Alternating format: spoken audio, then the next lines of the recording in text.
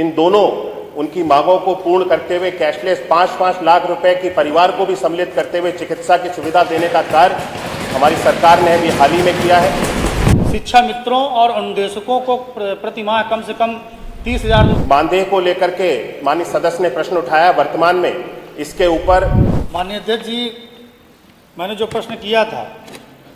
और कई बार में प्राथमिक शिक्षकों की भर्ती के संदर्भ में सदन में सवाल पूछा गया, इसमें माननीय मंत्री जी द्वारा रटा रटाया जवाब दिया जाता है कि हमारे पास पर्याप्त शिक्षक हैं एवं शिक्षा मित्र अनुदेशक कार्यरत है, जिससे बच्चों और शिक्षकों का समानुपात मिल रहा है। विगत कई वर्षों में माननीय मंत्री द्वारा जो कभी 1,26,000, कभी 85,000, कभी 5100, 112 पद खाली होने का डेटा सदन में समक्ष प्रस्तुत किया जाता है, लेकिन उक्त पदों को भरने के लिए बेसिक शिक्षा विभाग द्वारा अभी तक कोई भी प्रभावी कार्रवाई नहीं की गई। साथ ही सरकार की सही नीति न होने के कारण परिषदीय विद्यालयों की स्थिति बड़ी दयनीय है। गांव में जो परिषदीय विद्यालय हैं उनको सरकार द्वारा मर्ज किया जा रहा है अथवा बंद किया जा रहा है, बहुत ही दुर्भाग्यपूर्ण है। गांव के विद्यालयों को बंद किया जा रहा है, लेकिन जो मधुशालाएं हैं उनको गांव-गांव में खोलने का काम उत्तर प्रदेश की सरकार द्वारा किया जा रहा है। माननीय अध्यक्ष जी, आज लगभग 20 से 25 लाख युवा डीएलएड सीटेड टेस्ट पास करके शिक्षक भर्ती का इंतजार कर रहे हैं, लेकिन कोई उत्तर प्रदेश से भर्ती ना निकलने के कारण उनको मजबूरी में दूसरे प्रदेशों की ओर जाना पड़ रहा है। माननीय अध्यक्ष जी, हमारे पास पर्याप्त मात्रा में शिक्षक और शिक्षा मित्र कार्यरत हैं, लेकिन इनको शिक्षा कार्य के अलावा जितने भी सारे काम हों उतने पूरे काम शिक्षकों को दिए जा रहे हैं। प्राथमिक विद्यालयों की जो बिल्डिंग है उनकी स्थिति बहुत ही जर्जर है, पूरी तरह से कोई भी गांव जो विद्यालय वहाँ पर पूछो ना, सारे उसमें नहीं पूछे। माननीय अध्यक्ष जी, आपके माध्यम से विषय पर रहो, आपके माध्यम से मेरा जो बिल्डिंग के ऊपर पहला अनुपूरक है कि क्या सरकार जो पुराने शिक्षक है जिनकी नियुक्ति पूर्व में एनसीटीई की गाइडलाइन के अनुसार हुई थी, लेकिन अभी हाल में ही माननीय सर्वोच्च न्यायालय ने निर्णय दिया है कि जो शिक्षक टेट उत्तीर्ण नहीं है उनको टेट उत्तीर्ण करना अनिवार्य है, क्या उस विषय पर सरकार कोई विधिक राय लेकर उस पर उत्तर प्रदेश के शिक्षकों को राहत दिलाने के लिए कोई प्रयास करेगी कि नहीं करेगी? और आपके माध्यम से मानवर मेरा दूसरा प्रश्न है कि जो बेसिक शिक्षा में सर शिक्षा मित्र अनुदेशक कार्य कर रहे हैं, अनुदेशकों के मानदेय बढ़ाने के लिए माननीय न्यायालय ने भी निर्देश जारी किया है, तो क्या उत्तर प्रदेश सरकार शिक्षा मित्रों और अनुदेशकों को प्रति माह कम से कम 30,000 रुपए तक का मानदेय देने की व्यवस्था करेगी कि नहीं करेगी? है नहीं, लेकिन और आपकी अनुमति से जवाब देना चाहें तो दे दे। जी सर, आपकी अनुमति है अगर सर तो एक छोटा 2 प्रश्न पूछेंगे बस, बैठे 2 अनुपूरक अलाउड है बस। चलिए माननीय मंत्री जी।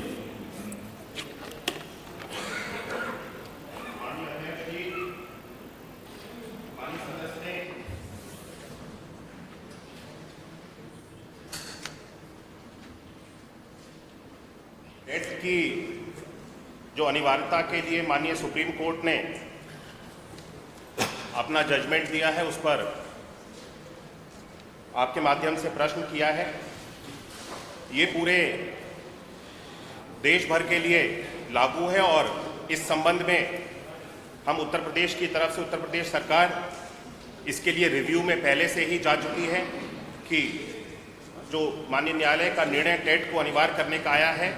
उसको एक बार पुनः उस पर विचार कर लिया जाए।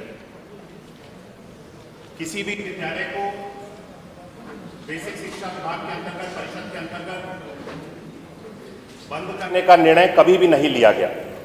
बार बार इस सदन में इस प्रश्न को उठाया जाता है कि सरकार के द्वारा बेसिक शिक्षा विभाग के द्वारा परिषदीय विद्यालयों को बंद किया गया। एक भी परिषदीय विद्यालय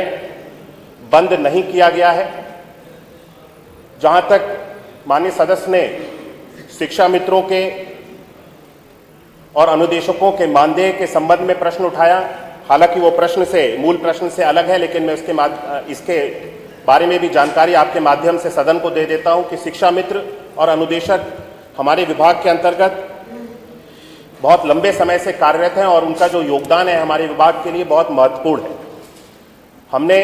शिक्षा मित्रों के द्वारा लंबे समय से की जा रही जो उनकी मांगें थी, जो कि कैशलेस चिकित्सा को लेकर के थी, शिक्षा मित्रों के अपने मनचाहे स्थान पर उनके समायोजन की थी, इन दोनों उनकी मांगों को पूर्ण करते हुए कैशलेस 5-5 लाख रुपए की परिवार को भी सम्मिलित करते हुए चिकित्सा की सुविधा देने का कार्य हमारी सरकार ने अभी हाल ही में किया है। और उनको मनचाहे अपने स्थान पे जाकर के वे अपनी सेवाओं को दे सकें, उसकी भी व्यवस्था बना करके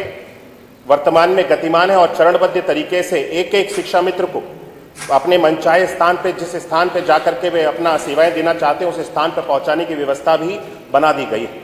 मानदेय को लेकर के माननीय सदस्य ने प्रश्न उठाया। वर्तमान में इसके ऊपर विचार किया जा रहा है मंत्रिपरिषद के द्वारा और माननीय मुख्यमंत्री जी के द्वारा इस पर विचार किया जा रहा है और जो भी